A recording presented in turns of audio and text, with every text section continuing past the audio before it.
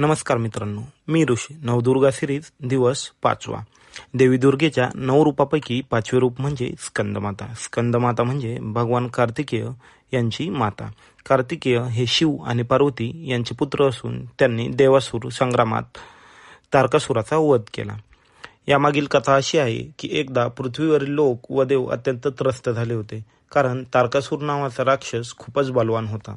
त्याला ब्रह्मदेवाकडून वर मिळाला होता की फक्त भगवान शिवाचा पुत्रच त्यांचा वध करू शकेल.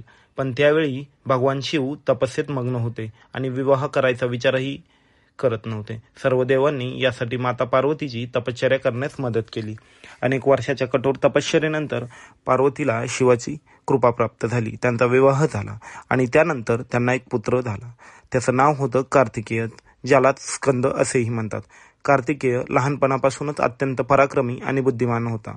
त्याने अल्पवयातच तारकासुराचा वध केला आणि देवांची मुक्तता केली. म्हणून जी देवी आपल्या पुत्र स्कंदासोबत विराजमान आहे ती आहे स्कंदमाता.